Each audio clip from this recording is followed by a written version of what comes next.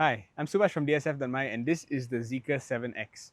Now, if you're wondering what this car is, it's for the market that is targeting Tesla Model Y, Xpeng G6, that sort of category of car. Even the BYD Sealion 7, which is the most popular car in this category, is one of its competitors. So we're thinking not mass market, kind of premium, but not a well-established premium brand.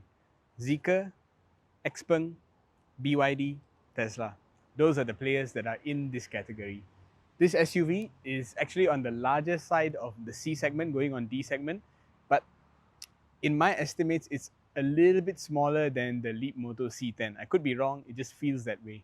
Same color as that Leapmoto C10, by the way. So what's the standout feature of the Zeekr 7X? Well, it's very tech focused. So this is one of a very small number of EVs with 800-volt architecture. Now, if you're wondering what that means, it just means that the DC fast charging is very fast. It's so fast that you probably won't be able to take full advantage of this in Malaysia. It can charge at over 400 kilowatt, which I don't think we have a charger that fast in Malaysia.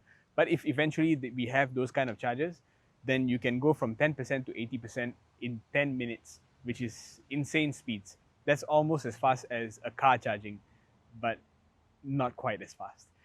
So let's get into this car. Let's show you what this car is about, whether you should consider it if you're already in the market for one of those 4 SUVs that I mentioned before. So looking at the boot, the first thing that comes to my mind is, why is the loading height so high? It's well above my knee. So if you want to lift up heavy things, you have to actually lift it up quite high. And the floor being so high also creates the illusion that the boot space is a lot smaller than it actually is. Actually, looking at this is a decent sized boot. I'm sure you can put in a couple of big travel bags that you check into your plane. So it's fine. It's just that the boot floor is very high. And it's kind of a funny way to package it, because as you can see, underneath the false floor, there's actually a lot of space. There's space for your charging cables. In fact, quite a lot more than that. And even if you look under this separate section, there's actually a lot of space. So you can actually expand this boot if you are willing to take out the floors and fill it up to the brim. The other thing about this car is it has a lot of speakers. It's not really branded speakers. Geely likes to take things in-house, so they don't pay an external supplier to say, it has KEF audio, even though Lotus does have KEF audio. So on this Zeekr, it has Zeekr Sound Pro. I think that's the name of the in-house brand that they're going for. And it has 21 speakers. We actually counted it out yesterday. There's 2 in the boot. Along the pillars, there's 8, so 4 on either side. On the center, there's 1 more, and on each of the doors, there's 2 more. So I think that comes to about 21. Oh, and the headrest also has 2 more for the driver. As expected, it has a power boot. And very typical of Zeekr, you have a lot of sounds and animations whenever the car locks and unlocks itself. So if I'm walking away from the car, which I won't demonstrate because it'll take too long, the car will give you a little chime and it'll lock, and the lights will do a little dance. Same with the front. That's just the Zeekr way of doing things. Another highlight of this car, which you don't really get in most of the competitors actually, is that all the doors are fully automated. What that means is you just press this button here and it does its own thing. Frameless windows as well. And I don't know if it will turn on now that I'm outside the car, but if the car is on, you actually get automated sunshades for the back. So yes, all the doors are automated, and it's actually quite good. It errs on the side of caution. So if I'm standing in front here, or if you're parked next to a pillar or another car that's very close by, and you press the button, it'll actually stop before it touches me. It'd rather just like do the bare minimum. But if I start to move away, if you move away within the few seconds that it's opening, it'll actually open all the way. Otherwise, it'll just leave it to you to do the rest of the work. Yeah, so let's go inside and show you some of the highlights of the interior, because the interior, the back seats are actually quite special. The first thing you note is the interior colors. This white and I don't know what exact shade of grey purple this is, but it's very interesting. Yeah, it really pops. I don't think I've seen any color like this in a car, at least not in the last few years. The trim piece is also very interesting. You got like a transparent outer layer and then a textured inner layer and a little strip of LED lighting. So it's like 3 or 4 pieces. On top of that, you got that rose gold strip on top. So like 5 pieces just for the trim. It's very special. On the dashboard, there's actually another layer of trim material. So it's a very intricate designed piece for your leather. Now you go inside, and a few things are a little bit different in this car compared to others. One, you can actually control the front passenger seat with Boss switches that are mounted on the door itself. So it's a little bit less vulgar than having it on the seat here as well.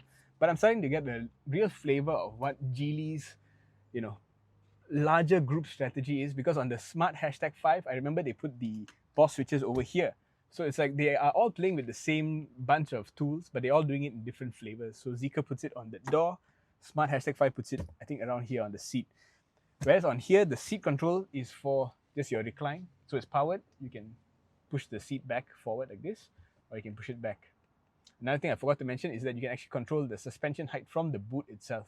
But we'll get into that maybe later when we get to the front. In the front here, there's a few other things that pop, I guess. The aircon vents are mounted to the B pillars of the car instead of the center. So down here, you don't have aircon vents, and that's also another special feature which I'll get to in a second. I will scoot over and then you can come in and check some of these things out for yourself. So the reason why there's no aircon vents in the center is because this entire piece here is a modular piece. And we've seen this happen in other Zeekrs. I remember the Zeekr X, that hatchback, also had a modular section in the center.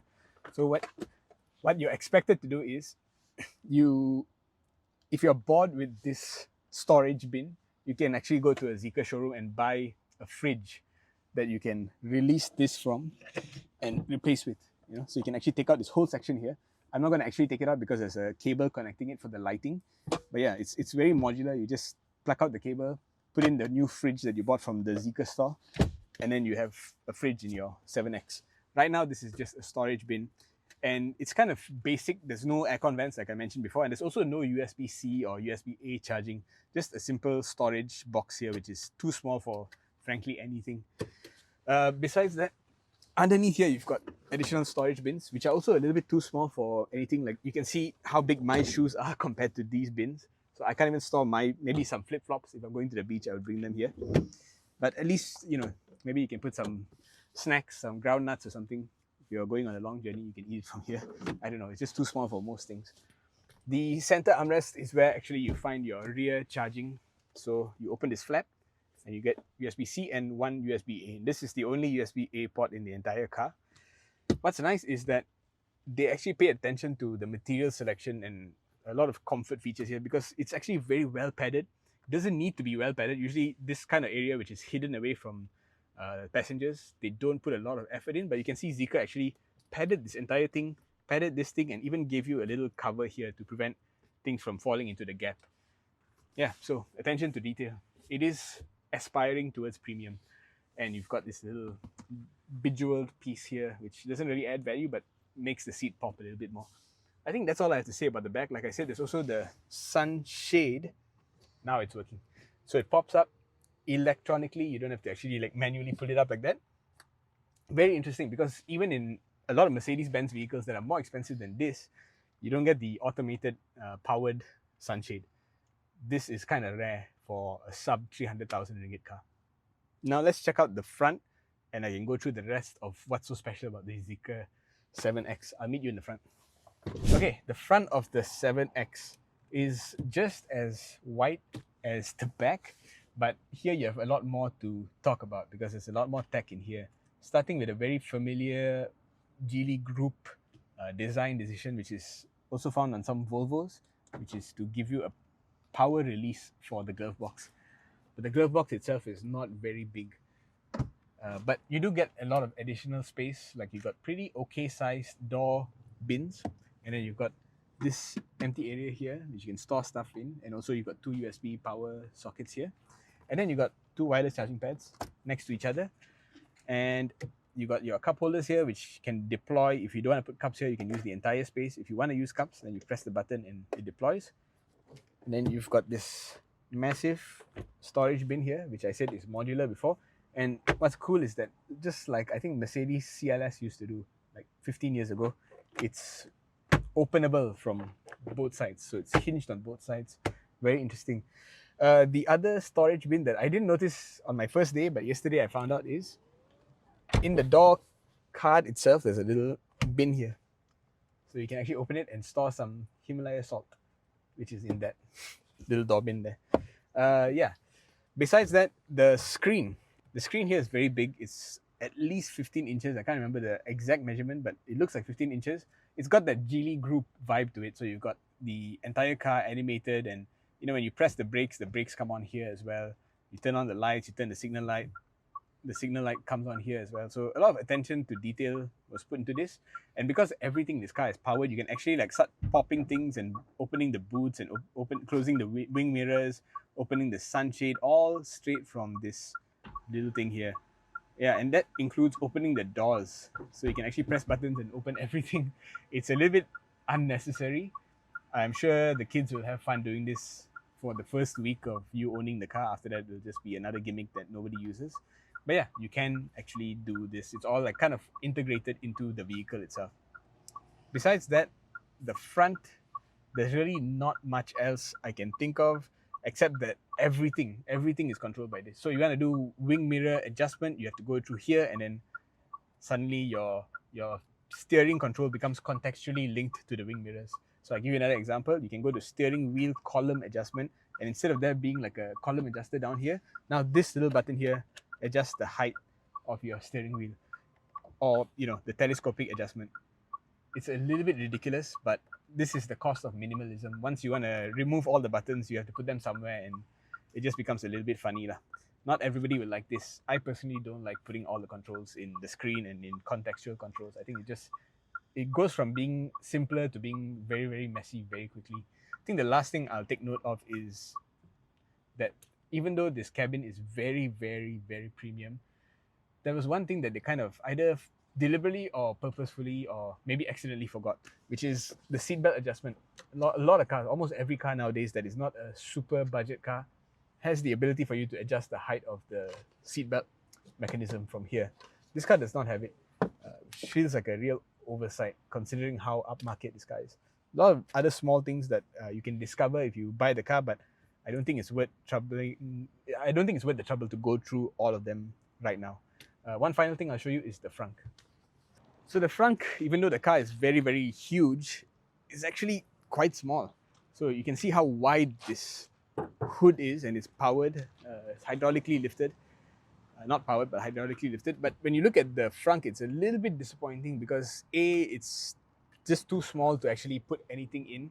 I think the only thing that could actually fit are maybe power cables.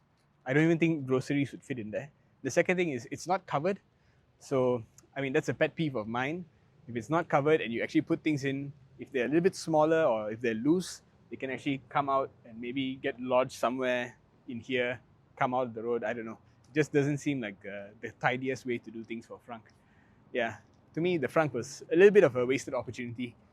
So, should you actually consider this Zeekr 7X, especially this variant? This is the all-wheel drive performance variant, the top spec one.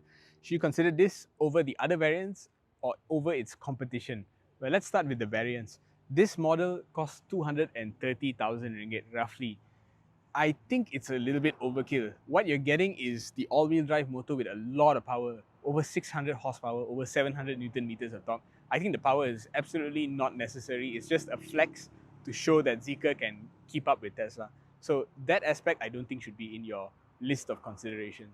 The other thing you get is the Napa interior, which is really nice. So I think if that is what you want, then maybe it's worth it, to upgrade to the full spec. You're also getting better tires. These are sport-oriented tires. So maybe that will also add some value to your drive. There's a couple of other little things here and there that might maybe persuade you to go for the performance version. But I think if I were buying this car, I would go for the mid-spec one, which is the long-range version, which also gives you the same battery. It's a very big, I think close to 100 kilowatt hour NMC battery. So the range is really good on that one. It's over 600 kilometers of range, WLTP. Whereas this one, because you're getting more power output, the range is actually less. So I don't think it's really worth it to go all the way up to this performance version. Stick to the center one, or if you're really on a tighter budget, maybe get the base model. Because on the base model, you're still getting 22 kilowatt hour AC charging, which is absent on some of the rivals. Like the BYD Sealion 7 only gives you 11 kilowatt AC charging. So the upgrade here is really in the charging speed. Even on the base models, you're getting very fast charging speed. Whether you should buy this Zeekr 7X versus its rivals, that's the bigger question. BYD Sealion 7 is a mass appealing car. It has slightly more interesting looks in my opinion, especially from the rear. And of course, BYD is really more established in Malaysia. It's got more showrooms, it's more aggressive, pricing wise, warranty wise. It's all just a lot more. I think Malaysians are more comfortable with BYD and their long term prospects. Zeekr, on the other hand, is still on slightly shaky ground. We don't know if they are going to start CKD anytime soon. There are plans in place, of course, but nothing seems so concrete because none of their cars are really flying off the shelves. Whereas BYD is like the number one EV seller, or at least was until Proton showed up with the EMAS 7 and EMAS 5. So yeah, between the BYD and the Zeekr, I think if you have trust issues with Zeekr, maybe you go with BYD. Between Tesla and Zeekr, I think I would trust Zeekr more to stay on, whereas Tesla doesn't have any incentive to stay on very much longer if it can't get favorable pricing. But you know, some people are diehard Tesla fans and cannot be persuaded otherwise. Between the Xpeng and these are the two vehicles with that 800 volt chassis, the architecture that lets you charge very fast. So these two cars are very, very much tech focused. And Burmas is the partner of Xpeng, and I don't think Burmas is going away anytime soon. They are so established in Malaysia that they will be here for many, many years. So if you have trust issues with Zeekr in that respect and you still want that high-tech advantage, then maybe Xpeng would be the more suitable alternative. And the thing about Xpeng is that they are now switched completely to LFP batteries, whereas this one is giving you NMC batteries. Go and read up whether one battery chemistry is more suitable for your lifestyle versus the other. Yeah, so that's my wrap up of the Zeekr 7X. It's really, really high tech, really premium, and a different approach to this segment that is definitely more tech focused. Do check it out. I'm Subhash from dsf.my. Thanks for watching.